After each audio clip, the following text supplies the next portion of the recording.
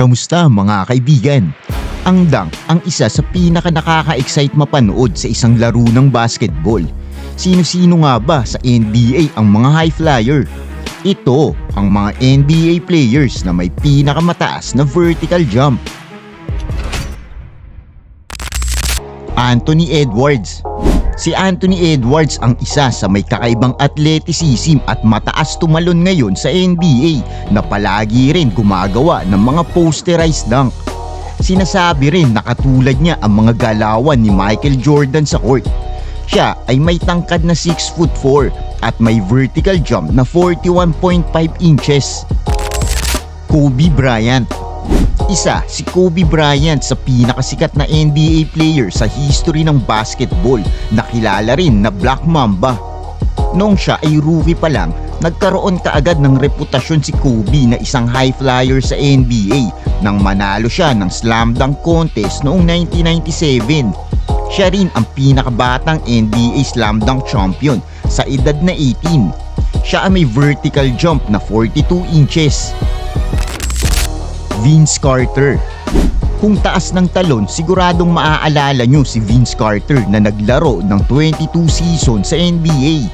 Siya ay may height na 6'6" at may vertical jump na 43 inches. Maaalala si Carter sa kanyang mataas na talon at mga pambihirang dunk sa NBA. Siya ang slam dunk champion noong year 2000 kung saan ay napabilib niya ang mga judges sa kanyang between the legs dunk. Mac McClung. Si Mac McClung ay isang professional basketball player ng Orlando Magic sa NBA na merong two-way contract sa G League. Siya ay nanalo ng 3 beses sa NBA Slam Dunk Contest noong 2023, 2024 at 2025. Si McClung ay may tangkad lang na 6'2" pero kaya niyang tumalon ng 43.5 inches. Andrew Wiggins. Si Andrew Wiggins ay isang Canadian professional basketball player sa NBA na naglalaro ngayon sa Miami Heat. Siya ay may tangkad na 6'7". Siya ang number 1 overall pick ng 2014 NBA draft pagkatapos niya maglaro ng isang taon sa college basketball. Nakakuha ito ng isang kampyonato noong 2022 sa Golden State Warriors kasama si Stephen Curry. Isa siya sa may pinakapambihirang talon sa NBA at merong 44 inches na vertical jump. Muggsy Bogues. Si Muggsy Bogues ay isang American na dating NBA player. Siya lang naman ang pinakamaliit na basketball player na naglaro sa NBA na may height lang na 5'3". Ayon naman sa record, siya ay merong 44 inches vertical jump. Pero hindi niya kaya mag-dunk dahil na rin sa liit niya. Pero kaya niya makablock. Ja Morant. Si Ja Morant ay isang American na naglalaro sa NBA sa Memphis Grizzlies. Siya ang number 2 overall pick noong 2019 at kilala ngayon sa NBA dahil sa taas ng kanyang talon at mahilig mang posterized dunk. Kahit na below average ang kanyang height sa NBA na may tangkad lang na 6'2". Siya ay may vertical jump na 44 inches. LeBron James. Sino ba naman ang hindi nakakakilala sa The King na si LeBron James? Si LeBron ang isa sa pinakamalakas at pinakamagaling na NBA player sa kasaysayan ng NBA na ngayon ay naglalaro sa Los Angeles Lakers. Siya ay nakakuha ng 4 na kampyonato noong year 2012, 2013, 2016 at 2020 at nanalo rin ng 4 na beses na MVP award. Siya ay may tangkad na 6'9" at may vertical jump na 44 inches. Shannon Brown. Kapag na-impress mo si Kobe sa iyong athletic ability, siguradong ikaw ay isang above average na player. Si Shannon ay may vertical jump na 44.5 inches. Siya ay isang key role player sa Los Angeles Lakers at nanalo rin ito ng 2 kampyonato sa Los Angeles Lakers kung saan ay ayun ang pinakamagandang laro niya sa kanyang career. Sumali rin ito sa slam dunk contest noong 2010 pero na-eliminate na siya kaagad sa round 1 pa lang. Zion Williamson.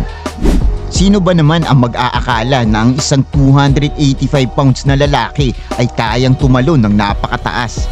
Si Zion ang number 1 pick noong 2019 na kinuha ng New Orleans Pelicans. Sa taas na 6'6" at malaking pangangatawan, si Zion ay may vertical jump na 45 inches. Kaya naman siya ang isa sa pinaka-athletic na player sa NBA. Noong time ng college niya sa Duke, nagawa niya ang isang dunk mula sa free throw line na nakuha ang atensyon ng mga scout at GMs. Ngayon ay nasa top 10 na tayo. Pero bago yun, meron ding mga magagaling na dunkers sa NBA pero hindi ganun kataas ang vertical jump. Tulad ni Dwayne Wade na may height na 6'4" at may vertical jump na nasa 35 inches lang. Blake Griffin na may tangkad na 6'9" at may vertical jump naman na 35.5 inches. Russell Westbrook na may tangkad na 6'4" at ang kanyang vertical jump naman ay 36.5 inches. At si Aaron Gordon na may vertical jump naman na 39 inches. Ngayon, alamin na natin ang ating top 10 na may pinakamataas na vertical jump. Spud Webb. Maiisip mo ba na ang ikatlong pinakamaliit na basketball player sa NBA ay isa ring slam dunk champion? Si Webb ay hindi biniyayaan ng tangkad pero napakataas naman niya tumalon na merong 46 inches vertical jump. Siya ay maaalala sa Atlanta noong panahong sumali siya sa slam dunk contest at ginulat ang mga tao nang talunin niya ang kanyang teammate na 6'7" na defending slam dunk champion noon na si Dominic Wilkins. Tas akalain mo rin bang nakakuha siya ng 250 perfect score sa final round? Derrick Jones Jr. Matatandaan natin si Derrick sa pagkapanalo sa 2020 Slam Dunk Contest nung siya ay naglalaro pa sa Miami Heat. Nakalaban niya dito si Aaron Gordon sa final round. Naging controversial ang kanyang pagkapanalo dito dahil na rin isa sa judges ang kanyang dating teammate na si Dwayne Wade. Hindi lang siya pang slam dunk contest dahil normal niya nang ginagawa ang mga dunk sa laro at isa siya sa high flyer ngayon sa NBA. At siya ay merong vertical jump na 46 inches. Ngayon ay naglalaro siya bilang role player sa LA Clippers. Zach LaVine. Sa ngayon ay marami sa NBA ang kaya mag-dunk pero hindi kasing taas ng talon tulad ni Zach LaVine. Sa taas ng kanyang talon at tagal ng hang time, nagmukhang madali lang para sa kanya ang mga iba't ibang klaseng dunk. Si LaVine ay merong 46 inches vertical jump. Isa siyang 2-time NBA Slam Dunk Champion. Ang laban nila ni Aaron Gordon noong 2016 ay ang isa sa pinakamagandang laban ng Slam Dunk Contest. At noong 2017, dinepensahan niya ang kanyang Slam Dunk title. Hindi lang sa kanyang athleticism na kilala itong si LaVine dahil siya ay isang kumpletong NBA player na ngayon ay naglalaro sa Sacramento Kings. James White. Noong high school ay nakilala na itong si White dahil sa kanyang athleticism at mga malupit na dunks. Dahil dun nagkaroon siya ng nickname na Flight. Hindi naging ganun kaganda ang career niya sa NBA kaya mas sikat pa siya sa paglalaro sa EuroLeague kaysa sa NBA. Matatandaan itong si White sa pagsali niya sa Slam Dunk Contest noong 2013 para sa Knicks. Pero siya ay na-eliminate na kaagad sa first round pa lang.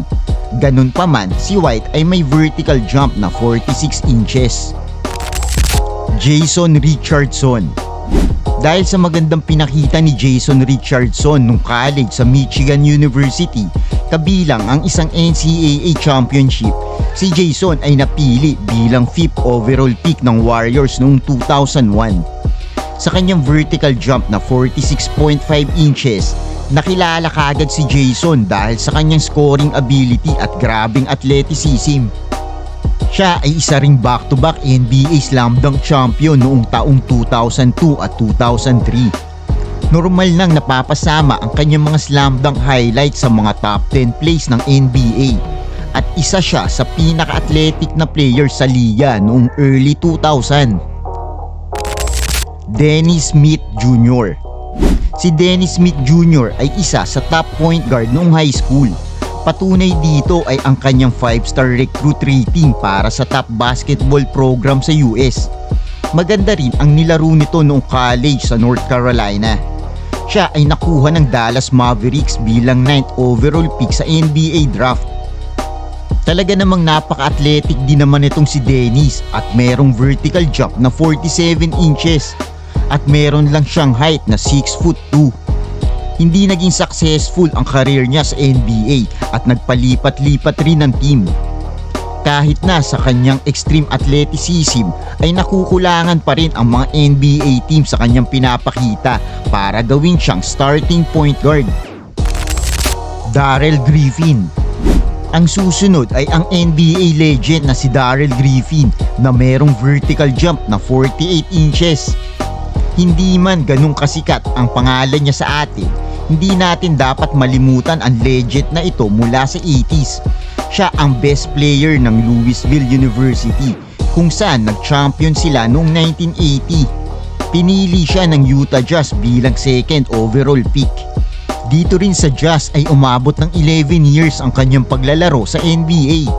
Napanalunan niya rin ang Rookie of the Year Award noong 1981.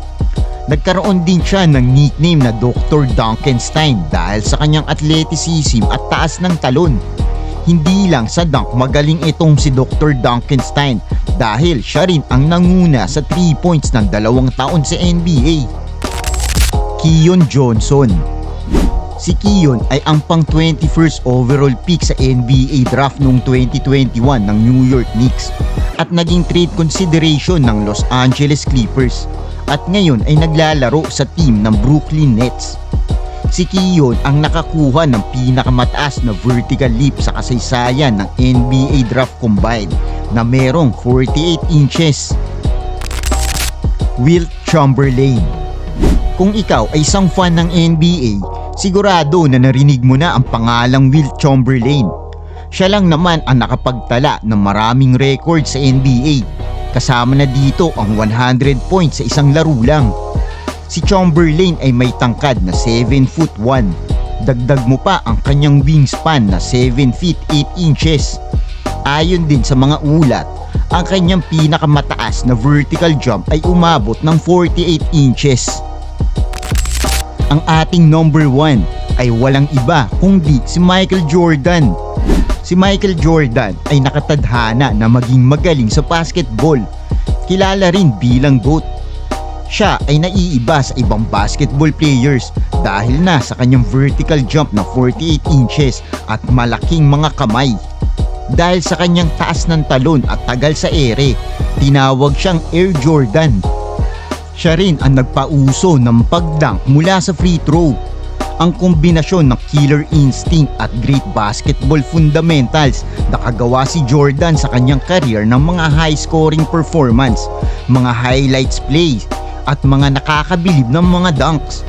Dagdag pa natin ang kanyang pagiging 2 times NBA Slam Dunk Champion at 6-time NBA Champion at 5-time MVP at 14 times NBA All-Star. Masasabi ba natin na si Jordan talaga ang greatest of all time? Kaibigan, iyan ang top 20 NBA players na may matataas na vertical jump. Ano ang masasabi nyo rito? Kung nagustuhan mo ang ating video, i-click mo na rin ang mga ito. Salamat!